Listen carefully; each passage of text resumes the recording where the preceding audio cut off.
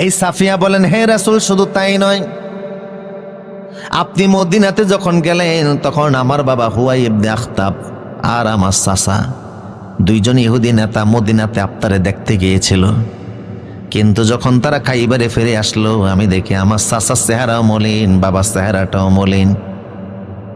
বাবা চাচা কানে কানে যেন কি বলে, তাদের ফিস ফিস শব্দ শোনার জন্য আমি যখন আড়ি পাতলাম, দেখি আমার চাচা আমার বাবারে বলতেছে, ভাইজান আহুয়া আহুয়া। বুখারীর হাদিস।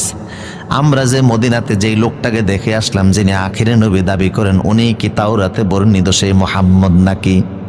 আমার বাবা চিৎকার মেরে বলল, বাইরে তাওরাতের সাক্ষী মুসার, আল্লাহর কসম আমি যা দেখে আসলাম উনি সে আল্লাহর রাসূল।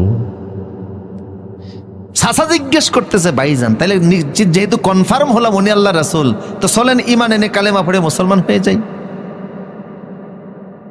আব্বা চুপ আছে। চাচা বলতেছে, তাহলে কি বিরোধিতা করবেন? আব্বা বলতেছে, ঈমান আনতে মন চায় না, বিরোধিতা করতে মন চায়। সিনার পরেও কি মানতে পারছে? কথা কয় না। সিনার পরেও কি ঈমান আনতে পারছে? এটা গাদ্দারি কিনা? সত্য জানার পরেও অনেক মানুষ সত্যটাকে গ্রহণ করতে পারে না।